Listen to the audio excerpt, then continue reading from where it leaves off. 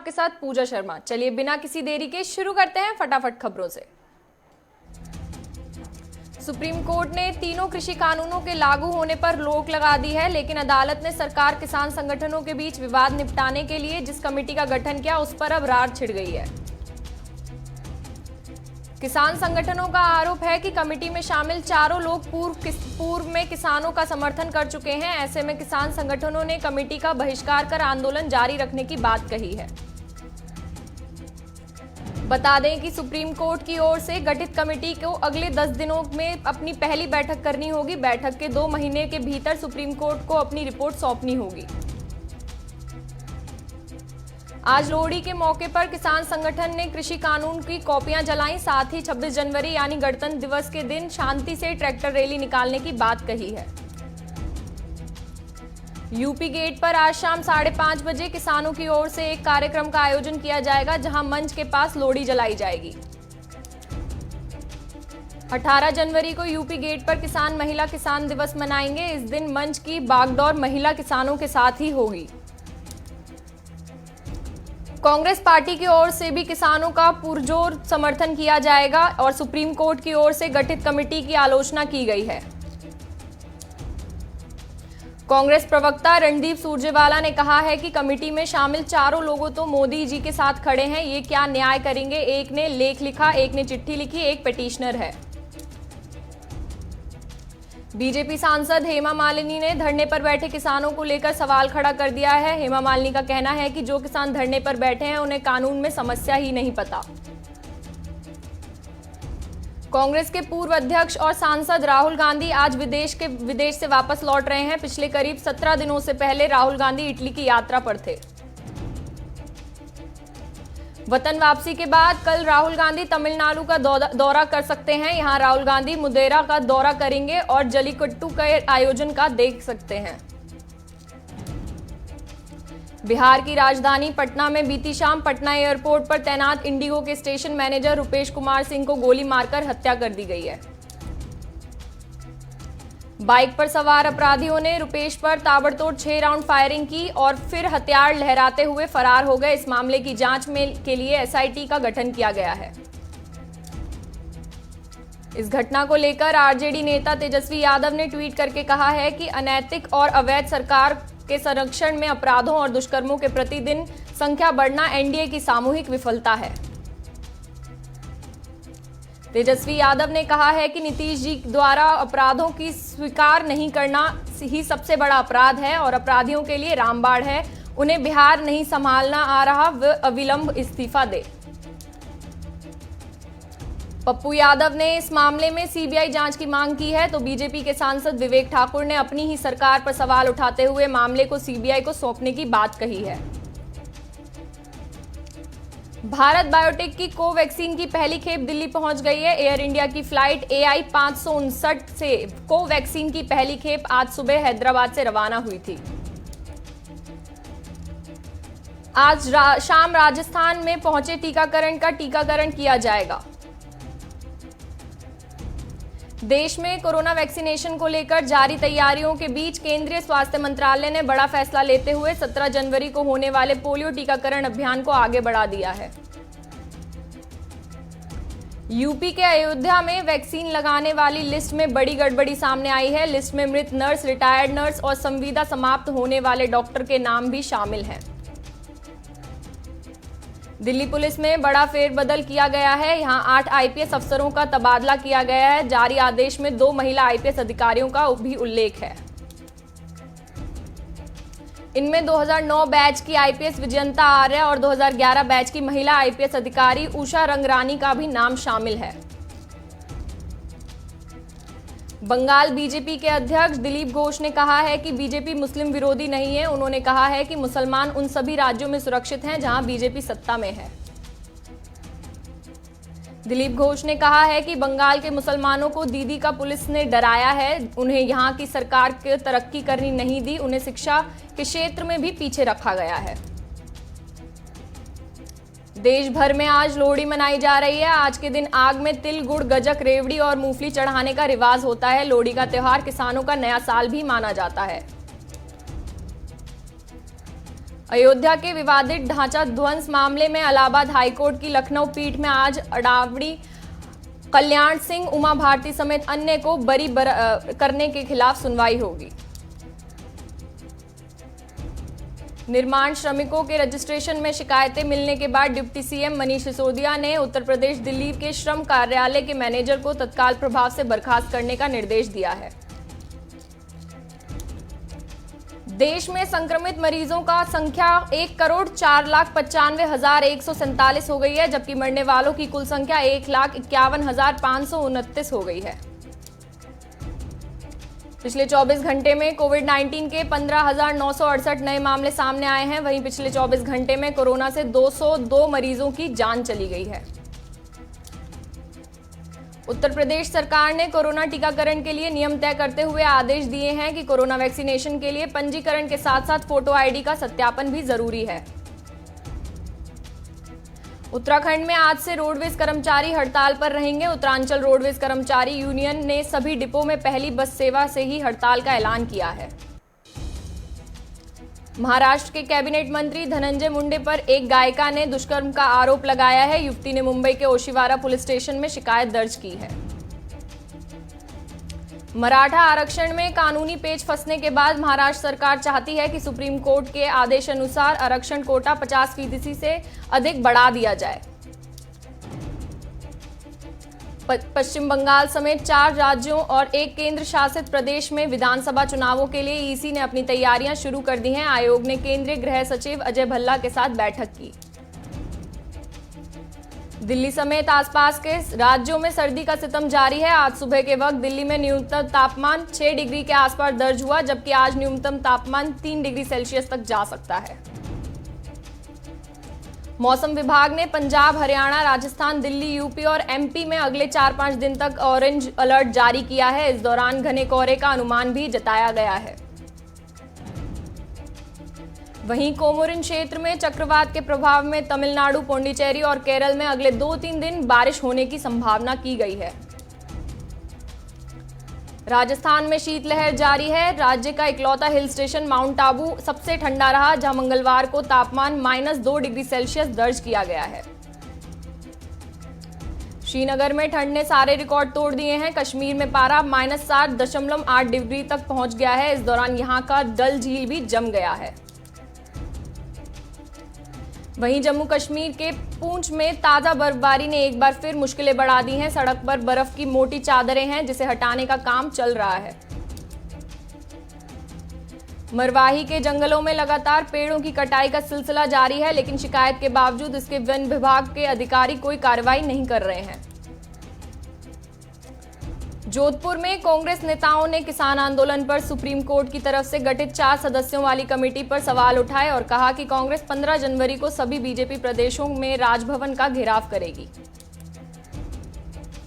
Gorilla के धान खरीदी केंद्र में घोटाला सामने आने के बाद पुलिस ने एफआईआर दर्ज की। वहीं 5 दिन पहले कोरोना पॉजिटिव आने के बाद भी घोटाले का आरोपी फरार हो गया है। अतनी में रानी चन्नम्मा फाउंडेशन की तरफ से लिखित परीक्षा में सफलता हासिल किए छात्रों को बहुमान वितरण कर सम्मानित किया गया है। बीजापुर जिला औद्योगिक उप निदेशक ने लाभार्थियों से घूस मांगने पर एसीबी अधिकारियों ने छापेमारी की। इस दौरान अधिकारी को 1.48 लाख रुपए के साथ रंगे हाथ पकड़ा गया। धनबाद में मृत व्यक्ति के नाम से शौचालय पास हो गया है। सरकारी फाइलों के हिसाब से मृत व्यक्ति ने खुद अपने अंगूठे का निशान देते हुए पैसे उठाए और शौचालय बनाया। जोधपुर में पुलिस ने 3 बड़ी कार्रवाई की है। चोर अपराधी सहित बलात्कार के आरोपी गिरफ्तार किए गए हैं। साहिबगंज में वाहन की चपेट में आने से एक मजदूर की मौत हो गई। पुलिस ने शव को कब्जे में लेकर पोस्टमार्टम के लिए भेज दिया है। रामगढ़ के पतरातू डैम में युवती का शव मिलने से इलाके में सनसनी फैल गई है। युवती की पहचान गोड्डा निवासी पूजा कुमारी के रूप में हुई है। साहिबगंज में पत्थर माफिया सालों से पत्थरों की अवैध खनन कर रहे हैं। सूचना पर डीसी ने अधिकारियों के साथ मौके पर पहुंचकर पत्थर खदान की जांच की है। हरियाणा के सहकारिता मंत्री डॉक्टर बनवारी लाल ने कहा है कि कैथल और पलवल सहकारी चीनी मिलों में गुड़ और शक्कर की बिक्री को शुरुआत हो गई है। खेल पुरस्कार विजेताओं का मानदेय बढ़ाने के लिए मुख्यमंत्री मनोहर लाल के सम्मान समारोह का आयोजन हुआ। सीएम ने कहा कि हमें हरियाणा की युवा शक्ति पर गर्व है। धौलपुर में 4 सूत्री मांगों को लेकर राशन डीलरों ने एसडीएम के नाम का ज्ञापन दिया। तारानगर में कांग्रेस के कार्यकर्ता सुनील भोजक सहित कई कार्यकर्ताओं ने पार्टी की विचारधारा से तंग आकर बीजेपी का दामन थाम लिया। सादुलपुर में हुए सड़क हादसे में सरपंच शुभचंद्र शेखू की मौके पर मौत हो गई, जबकि दूसरा उनका साथी गंभीर रूप से घायल हो गया है। बीकानेर में नाबालिग से दुष्कर्म को लेकर लव सर्व समाज और सिख लीगर को लाहौर समाज के लोगों ने प्रदर्शन कर आरोपी को फांसी देने की मांग की है। तारानगर में कलेक्टर ने तारानगर उपखंड कार्यालय, राजकीय सामुदायिक स्वास्थ्य केंद्र और औचक निरीक्षण किया और वैक्सीनेशन के लिए की गई तैयारियों का जायजा भी लिया है। जोधपुर संभागीय आयुक्त डॉक्टर राजेश शर्मा ने स्वास्थ्य केंद्र का निरीक्षण किया और 16 जनवरी को कोविड-19 टीकाकरण की व्यवस्थाओं के बारे में जानकारी ली है। फरीदाबाद में कोहरे की वजह से विजिबिलिटी काफी कम हो गई है, जिसकी वजह से लोगों को वाहन चलाने से परेशानी आ रही है और बहुत सारी परेशानियों का सामना करना पड़ रहा है। मारवाही में धान खरीदी केंद्र में अव्यवस्था के कारण धान का उठाव नहीं हो रहा है, जिसकी वजह से किसान परेशान हो गए हैं।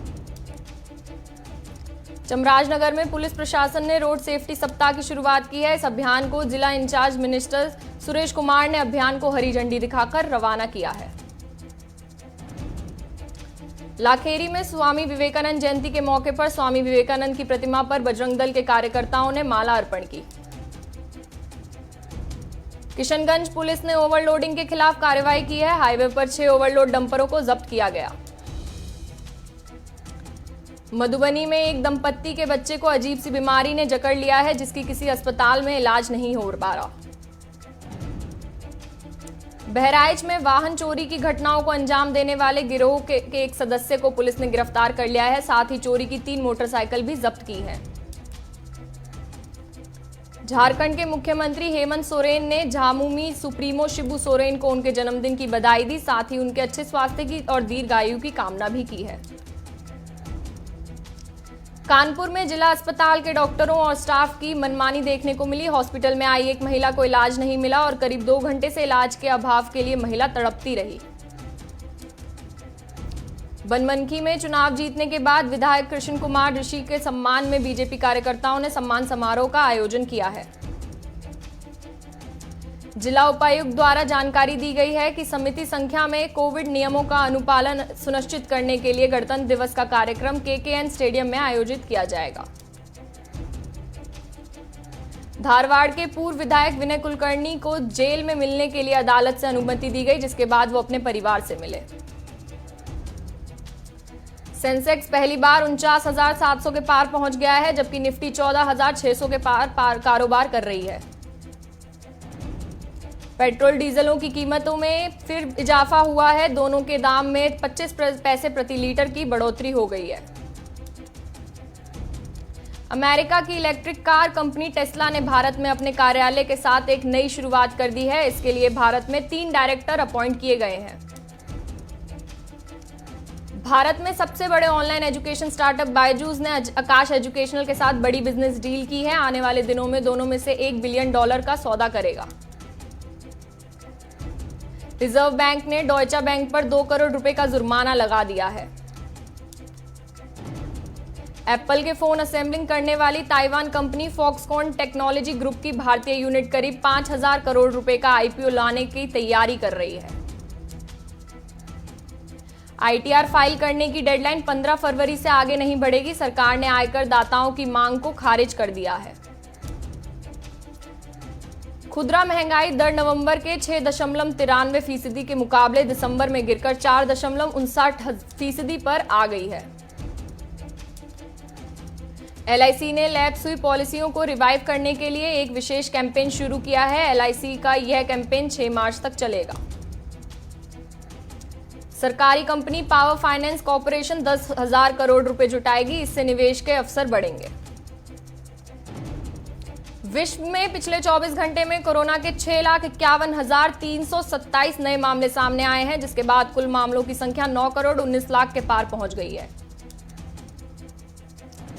ब्रिटेन में बीते 24 घंटे में 45,533 कोरोना के नए केस सामने आए हैं और 1,243 लोगों की मौत हो गई है।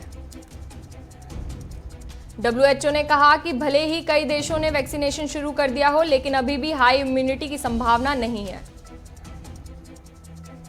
अमेरिका के उपराष्ट्रपति माइक पेंस ने राष्ट्रपति डोनाल्ड ट्रंप को पद से हटाने के लिए संविधान के 25वें संशोधन का इस्तेमाल करने से इनकार कर दिया है।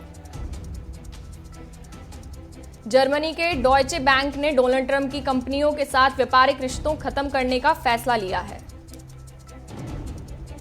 अमेरिका के विदेशी मंत्री माइक पोम्पियो ने कहा है कि ईरान अंतर्राष्ट्रीय आतंकवादी संगठन अल-कायदा का नया गढ़ बन गया है। कुवैत में राजनीतिक संकट गहरा गया है। कुवैत में सरकार और सांसदों के गतिरोध के बीच मंत्रिमंडल ने अपना इस्तीफा सौंप दिया है। पाकिस्तान में लाहौर के एंटी टेररिज्म कोर्ट ने ननकाना साहिब गुरुद्वारा में तोड़फोड़ के 3 दोषियों को 2 साल कैद सजा सुनाई है। इंडोनेशिया के गांव में भूस्खलन की 2 घटनाओं के बाद 13 लोगों की मौत हो गई है और 29 अन्य घायल हो गए हैं। चीन ने अपने 10,000 सैनिकों को कड़कड़ाती ठंड से बचने के लिए LAC पर वापस बुला लिया है। सिंगर रेणु शर्मा ने महाराष्ट्र के कैबिनेट मंत्री धनंजय मुंडे पर कई गंभीर आरोप लगाए हैं। रेणु ने रेप और ब्लैकमेलिंग का आरोप लगाते हुए मंत्री के खिलाफ पुलिस में मामला दर्ज किया है। बहन श्वेता ने सुशांत के नोट को सोशल मीडिया पर शेयर करके कैप्शन में लिखा है, भाई द्वारा लिखा हुआ कितनी गहरी है सोच। साथ ही इस नोट पर फैंस जमकर कमेंट्स कर रहे हैं। वरुण धवन नताशा दलाल जनवरी में ही शादी करने वाले हैं। रिपोर्ट्स के मुताबिक शादी के लिए अलीबाग में होटल बुक किया गया है, जिसमें महज 200 मेहमान शामिल होंगे। कार डिजाइनर दिलीप छाबड़िया को पुलिस कस्टडी में भेजा गया है। दरअसल दिलीप छाबड़िया पर एक कॉमेडियन ने जालसाजी का आरोप लगाया है। जिया खान की मौत पर बनी डॉक्यूमेंट्री से सवाल उठे हैं। सोशल मीडिया पर यूजर्स ने पूछा, जिया का ट्रैक सूट और गले का निशान कहां गया। हनुमा विहारी ने रविचंद्रन अश्विन के साथ मिलकर ऑस्ट्रेलिया के खिलाफ सिडनी टेस्ट ड्रॉ कराया था, जिसके लिए हनुमा ने कहा, अश्विन ने मुझे बड़े भाई की तरह राह दिखाई, तभी मैच ड्रॉ करा सके। चौथा टेस्ट खेलने के लिए ब्रिस्बेन पहुंची भारतीय टीम को होटल में बेसिक सुविधाएं भी नहीं मिली हैं। इस पर BCCI ने कहा, रूम सर्विस तक नहीं दी गई। जडेजा, विहारी और बुमराह के बाद अब ओपनर मयंक भी चोटिल हो चुके हैं, इसलिए पंत बतौर बल्लेबाज खेल सकते हैं। IPL के लिए ICC के शेड्यूल पर 17 जनवरी को वर्चुअल मीटिंग के जरिए चर्चा होगी, जहां पर रणजी समेत 7 मुद्दों पर बात होगी। साइना और प्रणय को खेलने की मंजूरी मिली है। इसके साथ ही P Kashyap corona report negative आने के बाद खेल सकेंगे। तो चलिए फिलहाल के लिए इतना ही। देश और दुनिया की तमाम खबरों के लिए हमसे जुड़े रहें। नमस्ते।